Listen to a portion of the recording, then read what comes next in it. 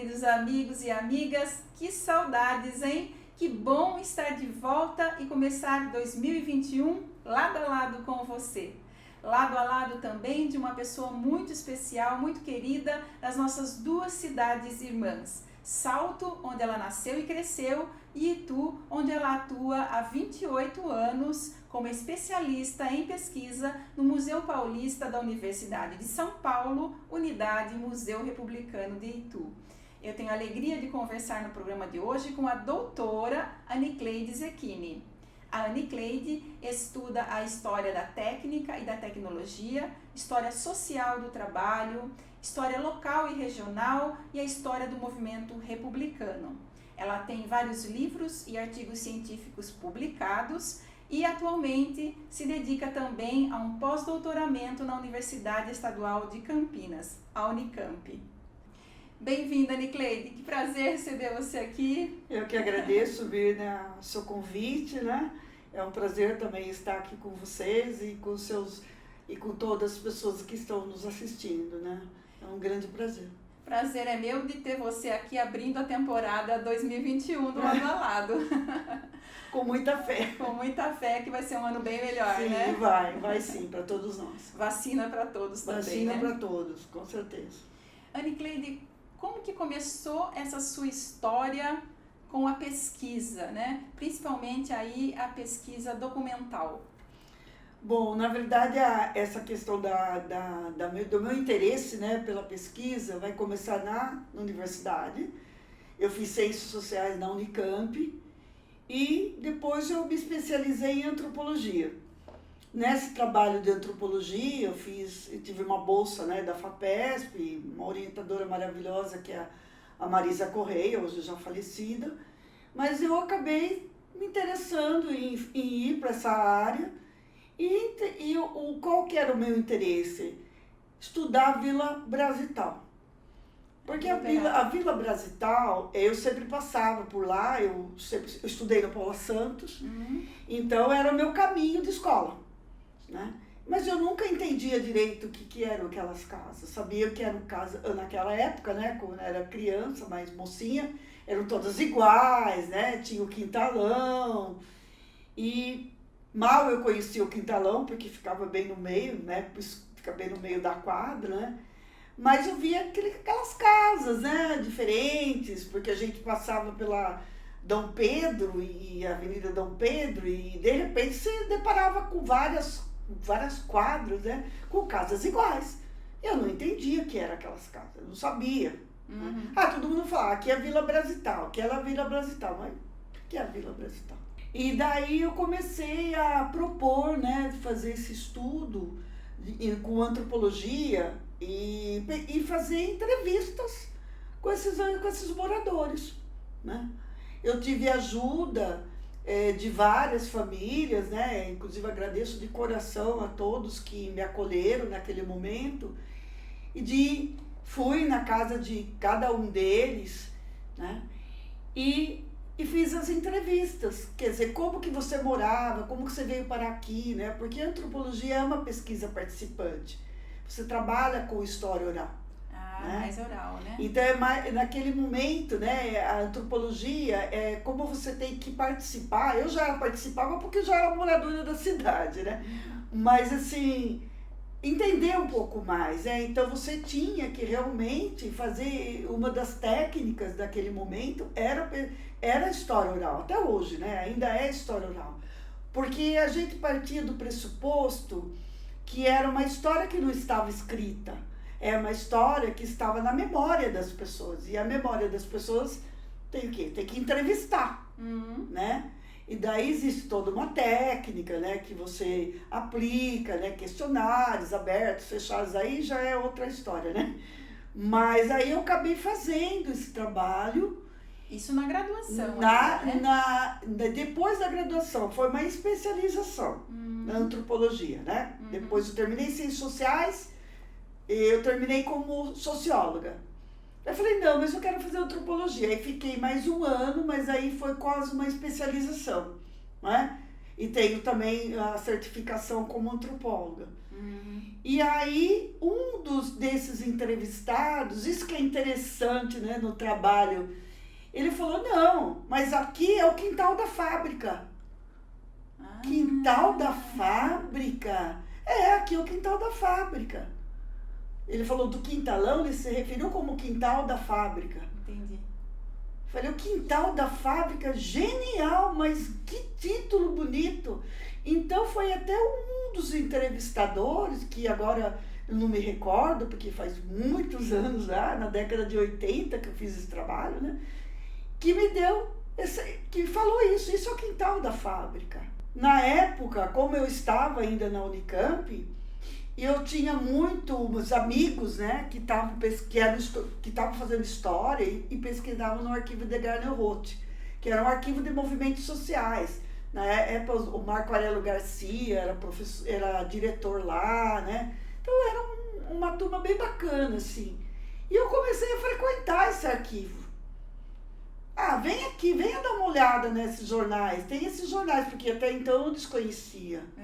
Aí eu comecei a pesquisar nesse arquivo e comecei a encontrar muitas notícias sobre Salto, sobre a história operária de Salto. Aí que veio o seu interesse pela documentação. Aí eu comecei e falei, peraí, tem mais coisa aqui. Né? Tem mais coisa aqui. Daí, numa dessas, eu também, nesse meio tempo, eu acabei me candidatando para trabalhar no Arquivo Central da Unicamp como estagiária. Nesse momento, é que daí eu fui trabalhar com manuscrito, que era documento de século XVIII, principalmente, né? Que era um documento cartorário da comarca de Campinas. Aí fiquei por muito tempo lá, trabalhando com o acervo do Paulo Duarte, né? Com o Sérgio Buarque de Holanda, eu também trabalhei com a coleção dele, que está na Unicamp, né? Trabalhei com os cadernos de pesquisa dele depois. Aí eu me apaixonei pela documentação escrita. Aí fui fazer um curso de arquivologia. Porque para eu me profissionalizar, eu tinha também que ter não só a prática, mas eu tinha que ter uma especialização. Aí eu fui fazer o curso de arquivologia, né, que é a ciência dos arquivos, para trabalhar com o arquivo histórico, que é o que eu faço até hoje. E como é que surgiu aí a ideia de fazer o mestrado? Aí foi quase uma consequência, porque a partir do momento que eu terminei o trabalho da antropologia com a Vila Operária de Salto, aí eu quis entender melhor a cidade. Aí, que cidade é essa? Que quintal de fábrica é esse? É o quintal da fábrica, é a Vila Operária, ou o quintal da fábrica era a cidade toda? Né? Esses eram questionamentos que eu tinha. E que deu origem a esse livro que está aqui, né? Aí deu origem, o meu mestrado deu origem a esse livro. Eu mantive o título, o Quintal da Fábrica, que é o título que vem desde o meu projeto de antropologia, que eu achei fantástico, ainda acho até hoje, muito significativo, né? Antigamente você fazia um mestrado bem longo, são 5 anos de mestrado. Eu tive 5 anos para fazer minha pesquisa, né, e para escrever. E a partir depois de que eu terminei, aí depois de alguns anos, aí eu transformei o mestrado em livro. Ô, Anicleide, e você começa esse livro aqui, falando sobre como se formou essa rede, essa estrutura para que propiciasse o surgimento da industrialização têxtil aqui em Salto, e primeiramente em Itu, não é mesmo? É isso mesmo. Porque, na verdade, você tem que entender que você está no período de escravidão, né? E as estruturas ainda eram umas estruturas muito agrícolas. Então, na década de 1860, você tem o que a gente chama do boom do algodão, aqui na região toda. Né? Existe a Guerra da Secessão nos Estados Unidos, aí tem todo um processo histórico, né? E que eles acabam oferecendo algumas sementes para alguns fazendeiros aqui da região, né? De Itu, Porto Feliz, né? Tietê, para que vocês não querem plantar algodão para exportar para a Inglaterra, né? E muitos toparam, mas você tem que ver que nesse momento também a gente já tinha alguns projetos de ferrovia. Então você já tinha os ingleses por aqui, eles já estavam por aqui. Né? Não foi nada assim que surgiu do nada, já existia um conhecimento. Com a comercialização do algodão, você tem algumas pessoas adquiriram mais conhecimento, não só do plantio do algodão, mas do beneficiamento do algodão, para que servia esse algodão, né? E quando teve um excedente do algodão, porque depois se normalizou toda a questão do abastecimento para a Inglaterra, ele disse assim, o que eu vou fazer com todo esse algodão, né? Então, algumas famílias que já tinham recursos, né, recursos financeiros, apostaram na indústria fabril. Primeiramente em Itu com a fábrica São Luís. Exatamente. Primeiro veio Itu é pioneira. Né? A fábrica de tecido São Luís é a primeira da província de São Paulo. Não existia mais nenhuma. Só tem Itu. Então, essa de Itu, ela é fundamental, porque ela, além de ser uma fábrica a vapor, ela é uma fábrica assim que muitas outras fábricas vão se espelhar no modelo dela para construir as próprias. Então, tipo assim, depois dela vem Americana, Tatuí, Salto, né? Jundiaí. Então, São Paulo, né? A gente acha que São Paulo começou primeiro. Não, primeiro começa a industrialização no interior, depois vai para São Paulo. A fábrica São Luís foi a primeira indústria têxtil do estado. Hoje a gente chama estado de São Paulo, naquele momento a gente chamava província, né? É a primeira. A primeira que, na verdade, ela adquire estabilidade e subsiste. Porque houve outras tentativas, em Sorocaba, por exemplo, antes dela. Sim. Mas não conseguiram vingar. Por que não vingaram? Uma das hipóteses minha, principalmente, né, é que não existia uma rede de sustentação para que isso se desse continuidade. Então, por exemplo, se você tinha uma máquina e essa máquina quebrasse alguma peça, você tinha que esperar meses para vir essa reposição. E nesse momento que a São Luís está montando, você já tem a possibilidade de mandar fazer essa peça, por exemplo, em Campinas. E aqui em Salto, quando é que o José Galvão, né, que montou a primeira, quando é que ele veio para cá e resolveu montar ali na margem do Tietê? Então, o José Galvão, aí ele é um cara assim, pioneiro também, com a questão da tecnologia. Porque se antes você tem a fábrica a vapor, aqui você tem a fábrica hidráulica, né? E ele viu, a cachoeira, ela já era conhecida. Né? A cachoeira nunca foi uma coisa desconhecida. Ela era antes um atrativo que hoje a gente chama de atrativo turístico, né? Pitoresco, que eles falavam, né? Mas tinha outros que enxergavam eles como uma geração de energia. Então já tinha esse olhar. Né? Eles já conheciam o potencial desse lugar. Tanto que tinha, daquele lugar, antes das fábricas, tinham alguns moinhos. Já tinham moinhos que já usavam a água para moer milho, né? Para moer algumas outras coisas, mas já tinha vamos dizer assim, um comecinho, né? De alguém que estava lá já usando aquela água como força da água. O Galvão também tinha visão. Então ele falou, não, ele tinha dinheiro, é de uma família muito rica, né? Então, o que ele faz? Ele investe parte do dinheiro dele para montar uma fábrica também de tecidos. E aí ele aposta numa tecnologia nova, novíssima para a época, que é a turbina hidráulica. Ninguém queria saber de turbina. Todo mundo fala, não, esse cara é maluco, né? O que ele vai fazer essa turbina? Não vai dar certo.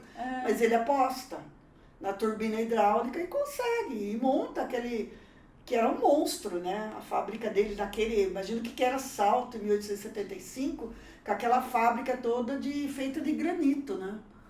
Era uma monstruosidade, mas ele constrói, sim. E depois vem Barros Júnior e constrói uma outra Indústria têxtil um pouco mais para baixo. Aí também vem as margens do Tietê. daí vem o Barros Júnior, formado, né, engenheiro civil nos Estados Unidos. Ele foi formado, ele e o irmão. Também uma família que tinha muitas posses. Monta a fábrica dele, de tecidos também. Aí ele tinha só a fiação, ele não tinha, aliás, ele tinha só a tecelagem, ele não tinha fiação. Então ele importava os fios. O Galvão tinha os dois. Ah, tá. Ele né? fazia os fios e o tecido. Isso. Aí ele vai e monta essa fábrica mais abaixo, né? Mas usando o mesmo rio. Né? O mesmo rio como força. Só que como que você vai usar o rio? Você tem que fazer obras no rio. E eles fizeram.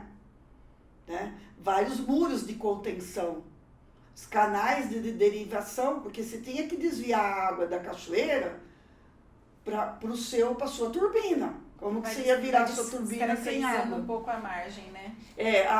Mas daí teve brigas, por causa da água. A água é minha, não, a água é sua. Aliás, né, Nicleide, nesse livro aqui você conta brigas homéricas, né, entre o Zé Galvão e o Barros Júnior, né? Sim, a vida inteira. Que eu convido você para voltar num outro programa pra gente falar só dessas brigas, porque é muita coisa, né? E hoje são brigas engraçadas, né? Mas na época eram brigas sérias, porque eles estavam disputando uma postura, não, mas um local deles, né? Firmar, porque o Galvão chega primeiro. Né? Depois chega o Barros Júnior, né? Aí o que ele pensa, né? A água, de quem que é a água? Eu cheguei primeiro, é minha. Eu cheguei primeiro, é minha. Você chegou depois? Não, a água é minha. Mas tanto que era um horror, porque na estiagem, na época da estiagem, o Galvão, tudo bem. Ele ainda com um pouquinho de água, ele conseguia lá manter a máquina dele funcionando. Mas não sobrava para o Barros Porque Júnior. você tem que ver que não tinha barragem, né? Hoje era outro rio, né? Não era um rio que você vê hoje. O rio era totalmente diferente, né? Eles fizeram muita obra, destruíram ilhas, né? Para poder fazer as coisas que eles tinham que fazer ali. Mas o Barros Júnior não. O Barros Júnior ficava sem nada. Então ele tinha que o quê? Também ter vapor. Então, na estiagem também ele tinha que acionar o vapor, né? Porque ele ficava mesmo sem água. Mas é muita história e tá tudo nesse livro aqui, que quem quiser encontrar esse livro, encontra pela internet, Nicleide? Então, eu acho, esse livro, eu encontrei no Estante Virtual. Estante Virtual. Ainda tem para vender, porque é um livro mais antigo e eu não sei se a editora ainda tem esse livro. Né? Se já esgotou, eu não sei, porque é muito antigo. Mas a Estante Virtual provavelmente encontra sim. E Nicleide, depois do mestrado, você foi para o doutorado, que já foi numa outra área, né? Daí no doutorado eu mudei de área, né? Então eu saí das ciências sociais, fui para a história. Da história eu fui para arqueologia. Eu sou arqueóloga. E o doutorado? De formação, de né? Formação. O doutorado também tem arqueologia. Também na Unicamp o doutorado? O doutorado, a arqueologia tem no Museu de Arqueologia e Tecnologia da USP. Né? Eu fiz meu doutoramento na USP na área de arqueologia. Foi um desafio muito grande, porque o olhar do arqueólogo é um olhar totalmente diferente do historiador, né? Então você tinha que fazer com que a evidência arqueológica desse a informação para você. Não estava nada escrito, não tem nada escrito. O que tem, você tem a evidência, você tem a escavação.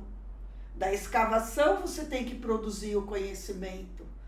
É um trabalho totalmente diferente, é um olhar diferente do historiador ou arqueólogo. E eu tive que aprender esse olhar, às duras penas. E onde foi que você fez essa pesquisa arqueológica? Essa pesquisa arqueológica eu tive assim, sou muito grata à minha orientadora, a professora Margarida Andreatta, hoje já falecida, mas que chegou para mim e falou assim: você não quer estudar a fábrica Ipanema, fábrica de ferro Ipanema? Aí eu levei um susto, porque eu também não achava que eu estava pronta para fazer esse grande empreendimento, vamos dizer assim, e mudar de área. Aí eu pensei, ele falou, olha, porque ela escavou esse sítio Afonso do Sardinha, que fica hoje na montanha da Araçoiaba da Serra. Não é o que que os turistas vê ali, que são os altos fornos, né? Mas se você quiser fazer a trilha Afonso do Sardinha, você consegue chegar no sítio arqueológico que eu pesquisei. Ela escavou esse sítio durante mais de 10 anos da vida dela. E ela tinha todos os cadernos de campo, todas as fotografias, tudo que os objetos que foram encontrados, as evidências arqueológicas estavam no centro de estudos, o centro de memória da fábrica de ferro Ipanema, estavam lá, né? Não estava com ela, lógico, estava na guarda da onde foi feita a escavação, mas precisava o quê? Você interpretar. O que é isso? Todo esse material coletado. Exatamente. Então, o que ela achou? O que foi encontrado nessa escavação? O que é isso? O que significa tudo isso? Todo essas faianças, essas cerâmicas, esses ferros, essas escórias, né? Essa estrutura que foi encontrada dentro da mata, que depois ela fez toda a escavação, né? Fotografou, desenhou.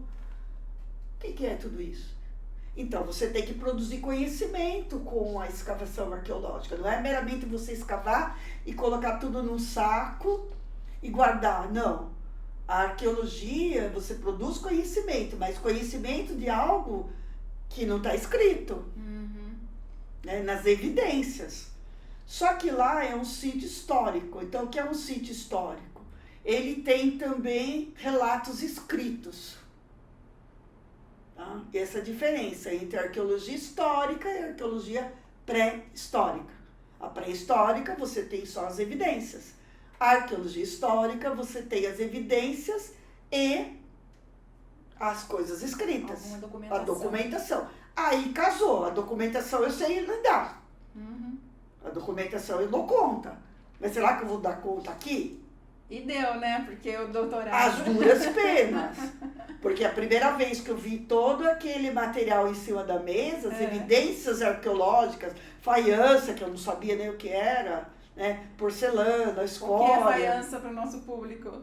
Faiança é uma porcelana mais rústica. Ah, tá. Tá? Então é como se fosse isso. Isso aqui é uma porcelana. Se você quebrar, você vai ver que a massa de dentro é igual à massa de fora. A faiança, você tem ela lisinha fora e dentro ela é mais escurinha, mais amarelinha.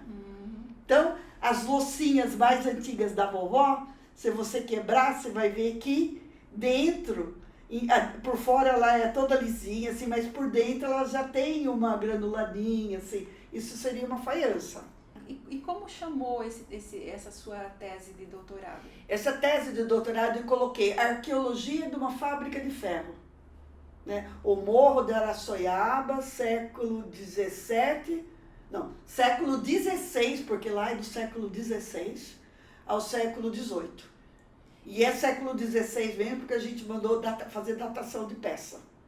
E a gente encontra essa sua tese pela internet, né? Essa tese está pelo Museu de Arqueologia e Etnologia da USP. Você entrar como uma arqueologia de uma fábrica de ferro, ou entrar pelo meu nome em teses, né? Aí vai aparecer para fazer download. Anicleide, e quando é que você veio trabalhar no Museu Republicano de Itu, antes ou depois do doutorado? Eu vim trabalhar no Museu Republicano, na verdade, antes do doutorado. Ah, tá. Porque eu entrei na Universidade de São Paulo, né, como funcionária e para trabalhar no arquivo mesmo, mas no Museu do Ipiranga. Meu concurso foi para o Museu do Ipiranga. Eu fiquei lá durante 5 anos aproximadamente e depois eu pedi transferência para Itu e estou até hoje. E agora você está se dedicando a um pós-doutoramento que não é mais na arqueologia. Parece que você voltou para a área de história. Eu não só voltei para a área de história, como voltei para minha casa, né? Voltei para a Unicamp, porque lá que eu fiz a graduação e eu tenho muitos amigos lá e a gente fica, né, com um sentimento assim de saudade mesmo da escola que a gente primeiro cursou, né? E eu voltei para a Unicamp agora, o ano passado. Na verdade não foi o ano passado, foi o ano retrasado, para começar o meu pós-doutoramento com o professor Marcos Toignon. E a ideia minha era uma ideia que eu sempre tive, mas eu nunca também coloquei muito em prática, porque eu sempre tenho isso, achava que eu também não ia dar conta. E que é o fazer o quê? É trabalhar nessa área mesmo, eu não mudei muito da área da questão do trabalho, né? Mas isso me veio assim, esse incentivo de estar fazendo pós-doc, veio com o trabalho que eu desenvolvi, com uma transcrição que eu fiz, na verdade, com os originais do Miguelzinho Dutra. O Hermeson Castilhos, né, que é um grande diretor, por sinal um beijo para ele aqui, de Cultura e Patrimônio de Itu, ele estava, né, levantando, né, ele é muito dinâmico, estava levantando essas questões do Miguelzinho Dutra, e tinha um caderno que estava praticamente perdido, né, não se sabia onde estava, e ele acabou achando. Aí me propus a fazer essa transcrição desse caderno, né, da grafia que está manuscrita, né? E daí me despertou, né? Mas peraí, mas o Miguelzinho está falando de Itu do século XIX, mas eu quero ver Itu do século XVIII.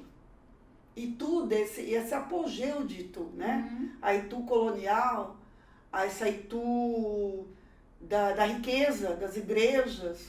Quem fez tudo isso? E o pai do Miguelzinho era um ourives. Era um grande ourives, renomado, né? Aí eu comecei a puxar pelo pai do Miguelzinho, fiz um artigo, publiquei, fui apresentar no congresso e tal. E aí falei, não, eu vou voltar, eu quero agora pesquisar os ourives, os carpinteiros, os taipeiros, os pintores. E é esse o meu trabalho agora. Né? Então eu estou pescando, na verdade, dentro de uma documentação bastante ampla, nomes. Quem eram essas pessoas? Que faziam? Né? Para depois, coletei muita coisa já, mas para fazer um dicionário desses nomes, porque isso vai ajudar muitas pessoas que estão trabalhando com a história da arte, né? Que vê, de repente, lá, numa joia, alguma coisa, o nome de um ourives, ele passou por Itu, porque eu vou ter o nome dele lá. Entendi. Né? Então, esses tipos de trabalho que a gente faz também são trabalhos assim, é trabalho solitário, porque é um trabalho que a gente faz meio sozinho, né? Mas é um trabalho que depois acaba sendo bacana, né? Para fazer um tipo de dicionário de nomes, né? De trabalhadores, né? E tem trabalho para frente então, né? Muito trabalho. E agora que a pandemia também acabou reduzindo um pouco a minha investigação por conta de alguns lugares estão fechados, alguns arquivos fechados, algumas bibliotecas fechadas, né? Mas estou com a esperança que esse ano eu retome com tudo, assim. Mas tá andando. E quem gosta de estudar não para nunca, né? Inventa. Tá aí você no pós-doutorado. Quem gosta de estudar, inventa. Se não tem, inventa.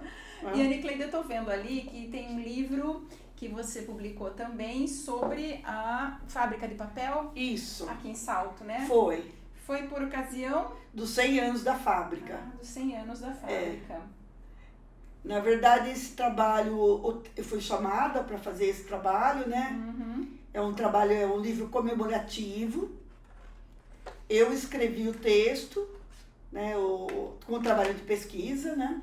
A fábrica de papel também tinha várias, tem um arquivo deles também, eles forneceram bastante, muito material, né, que eles também tinham. As fotos do Vitor Andrade? E o Vitor Andrade, que fez as fotografias belíssimas, né, da Fábrica de Papel. Esse trabalho foi muito legal ter feito. Uma encadernação ótima também. É, o papel maravilhoso, Fábrica de Papel. Da Fábrica de Papel, né? Então, e foi um trabalho muito legal de ser feito, porque era um trabalho em equipe, né? Era uma equipe muito grande. Então eu fiz a pesquisa, fiz os textos, mas esse texto passou para mão um monte de pessoas, e eu acho isso muito bom, porque cada um acrescenta, faz crítica, né? Arruma aqui, arruma ali. E isso é importante para o crescimento nosso, né? Como um pesquisador, né? É um trabalho que eu tenho orgulho, assim, de ter participado. Em 99, né? 99. 100 anos da Fábrica de Papel em Salto. Muito legal. Infelizmente, eu não sei. Foi um livro comemorativo, não foi vendido, foi distribuído para os funcionários, foi dado também por alguns fornecedores. Eu não sei se a Fábrica de Papel ainda tem. E esse aqui é o seu, você não pode dar para mim, né? Esse é o meu. Tá bom, eu me conformo. Agora aqui nós temos também o livro que você fez por ocasião dos 100 anos da Banda de Itu. Da Banda União dos Artistas de União Itu. dos Artistas. Esse era um grande projeto do Chiquito, né? Maestro Chiquito. Maravilhoso. Uhum. E conversa vai, conversa vem, porque eu sou também da Academia Ituana de Letras, e esse projeto surgiu dentro da Academia Ituana de Letras. A Célia também, Bombana, era da academia, infelizmente. É coautora, né? Já falecida também, né? E daí eu falei, ai meu Deus, será que eu vou dar conta? Eu sempre estou assim, será que eu vou dar conta? Por quê? Porque eu nunca tinha trabalhado com uma história de música, de banda, né? Aí, na verdade, eu cheguei uma vez pro Chiquito, falei, e agora? Será que ele vai me aceitar? Eu conto isso para todo mundo e hoje eu dou risada. Será que ele vai me aceitar? Cheguei pro Chiquito e falei, Chiquito, olha, sou eu que, né, vou escrever o livro. Olha, não entendo nada de música, viu? Não sei ler partitura. O que eu sei fazer é pesquisa. Eu sei fazer pesquisa e sei escrever. Ah, não, mas eu quero um livro. Eu quero a história da banda. Aí eu fiquei mais conformada. Falei, então isso eu consigo fazer. Aí fui para os arquivos da banda, fiz pesquisa no arquivo da banda, né? Tive uma ajuda incrível da Rose, da São Brasil. Minha amiga, beijos, Rose, que eu adoro ela, né? E eu enchi muito a paciência dela, né? Porque eu ia lá, ela tinha que me atender. E canta até hoje, junto com a Canta banda, até né? hoje, é maravilhosa, eu gosto muito dela. E virou muito minha amiga depois disso. Nós somos muito amigas, né? E aí eles têm um acervo belíssimo de fotografias. Olha, né? Tava faltando uma parte da história, né? Dos primeiros tempos. As várias formações. Os primeiros tempos da banda. Aí eu fui nos jornais, consegui recuperar alguns primeiros maestros. A Célia, como era uma pessoa muito dinâmica, conseguiu entrevistas com vários antigos músicos, né? O Tabajara também, que ainda toca na banda, nos ajudou muito. Então, foi um trabalho muito legal, né? De ter feito também. E foi comemorativo, e pena que o Chiquito faleceu antes, não pôde ver, né? Acompanhar. O trabalho concluído, mas foi um trabalho bastante legal de ser feito. E os 100 anos da banda foram comemorados em 2012, né? 2012. Agora, para quem tiver interesse nesse trabalho, nesse livro, nós fizemos esse livro para ser vendido e o dinheiro é revertido para a banda, né? Então eu creio que a banda lá na sede deve ter ainda esses exemplares. Anicleide, você falou aí que pertence à Academia Ituana de Letras, né? Sim. Mas também pertence à Academia Saltense de Letras. Fala um pouquinho sobre essa sua presença nas academias das duas cidades.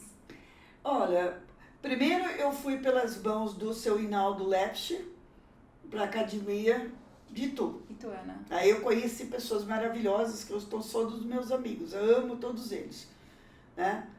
E desse trabalho trabalho, também surgiu a banda. Né? É um trabalho da academia, indiretamente, porque nós somos da academia, eu e Maria Célia, né? E depois a Damien, né? Inácio, ela me convidou. Você não quer vir para a academia de salto? Aí eu falei, lógico que eu quero. Ainda mais um convite da Damien, eu não vou recusar, né? Só que eu falei, não conta nada que eu fazia na escola, hein? Não conta. E é brincadeira nossa, né? Mas eu fui bastante arteira. Aí eu vim para a academia de salto. Aí eu conheci pessoas bacanas também, né? O Marco, né? Tive contato com a dona Virgínia, né? Seu Héctor. Quando você veio para a academia de salto, o Héctor era vivo ainda? Ele era vivo ainda, sim. E seu patrono na Cadil é? Hermelino Bafei. E aqui é o Barro Júnior. Barro Júnior. E esse contato com as pessoas das academias acaba produzindo novas obras, né, Anicleide? A exemplo disso, esse último livro que a gente está vendo aqui. Sim. Né? Que é Lugares da Memória, que foi lançado recentemente pela internet, né? Numa live por conta da pandemia, né? Exatamente. E que reúne crônicas do saudoso Héctor Liberalesso, né? Exato. Fala um pouquinho sobre o Lugares da Memória. Foi fantástico esse trabalho, né? A Anita Liberalesso, o mérito dela, né? Porque ela generosamente abriu os arquivos do pai, né? Para que fosse, então, publicado. Essas crônicas são crônicas que estão publicadas nos jornais, mas hoje os jornais já, né, são parte do arquivo. E o Héctor sempre organizou muito bem os seus arquivos. Os arquivos dele são primorosamente muito bem assim organizados. Daí uma vez conversando com o Marco, eu falei, mas né, todos esses... Eu sempre tive essa ideia, gente, a gente precisa publicar as crônicas do Héctor, porque são fantásticas. Né? E a ideia, até eu falei na live, nós queremos publicar tudo. São centenas e centenas de crônicas. Né? Aí a filha dele, a Anitta, fez uma seleção, né, das crônicas. E eu e Marco também trabalhou muito para que esse livro saísse, né? E nós fizemos a introdução desse livro, né? E nós três somos da academia de salto. E Anicleide, você, além de trabalhar nessa edição desse livro, você trabalhou um período junto com o Héctor Liberalesso, né? Conta um pouquinho dessa emoção, porque você trabalhou aqui quando foi instaurado o museu, né, de salto. Conta um pouquinho pra gente. Exatamente. Eu fui convidada, na verdade, para trabalhar nessa comissão com o Júlio Abbe, que recentemente faleceu, né? Ele foi contratado na época, né, e ele formou a equipe dele. Então, nessa equipe era eu, né? Eu trabalhei muito juntamente com o Héctor e com a Thalma de Lely e com a Heloísa Barbuí. Eu trabalhava mais com eles, né? E com o Júlio, lógico. O meu papel era, lógico, eu tinha acabado de fazer a tese do mestrado do Quintal da Fábrica, né? Que é a história da cidade. E o Héctor e a Thalma trabalharam incansavelmente com a arrecadação dos acervos, porque era um museu que tinha já um pequeno núcleo formado, mas não tinha tudo. Então, quem que conhecia a cidade e tinha uma credibilidade que pudesse, né, também agilizar, né, essa parte de coleta, conversar com as pessoas mais antigas. Então, essa parte de coleta de acervo ficou com o Héctor e com a Thalma.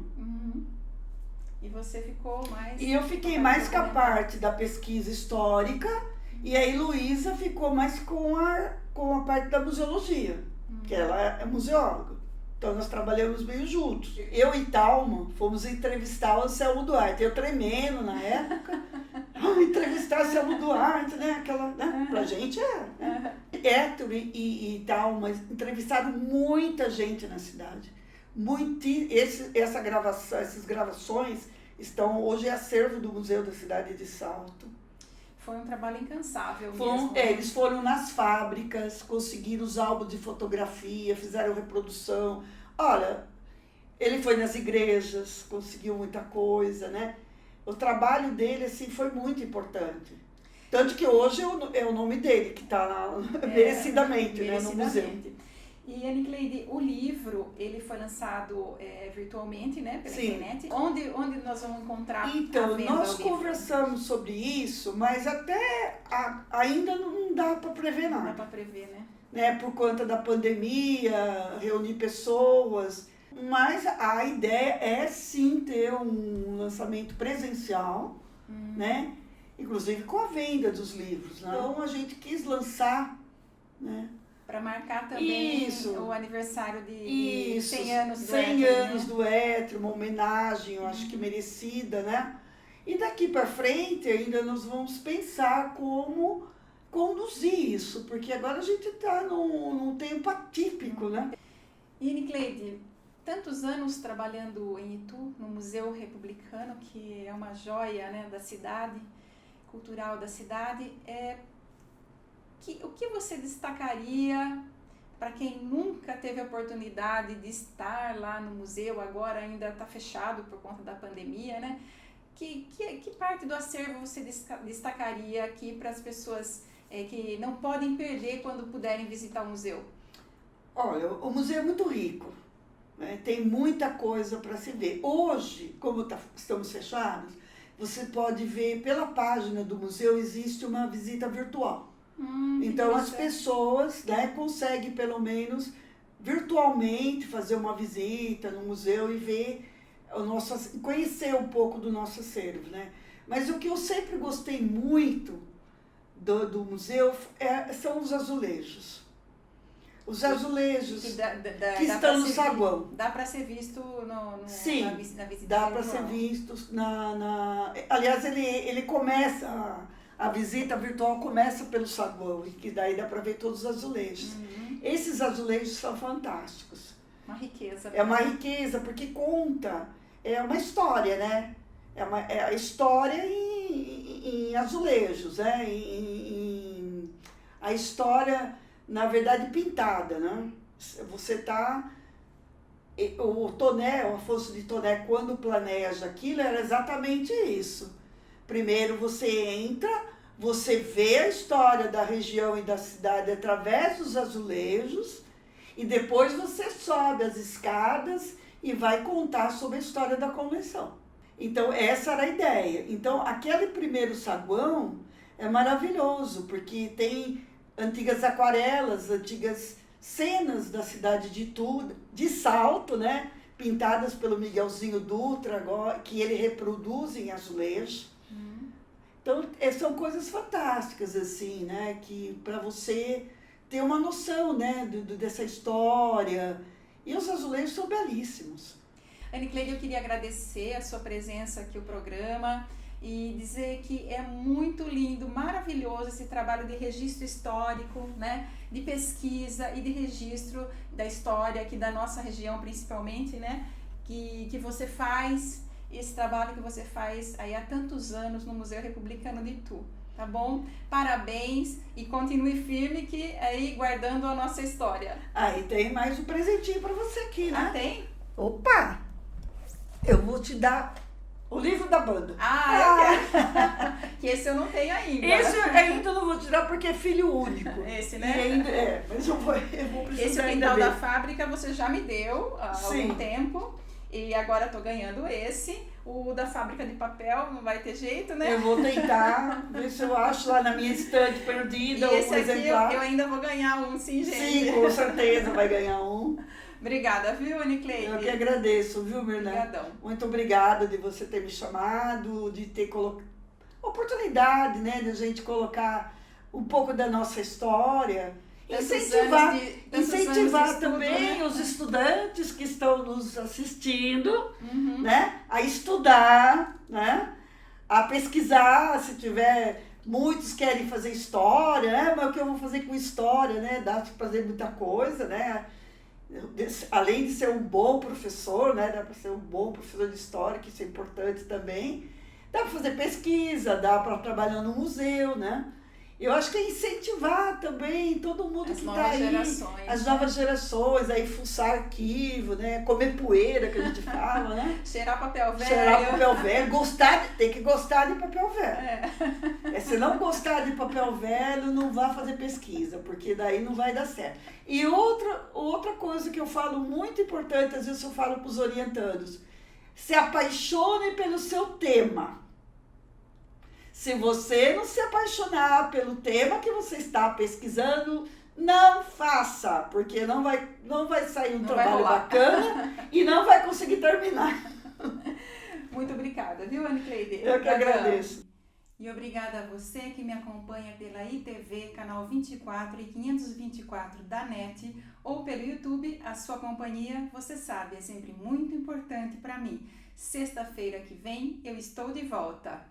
Beijo no seu coração. Até lá!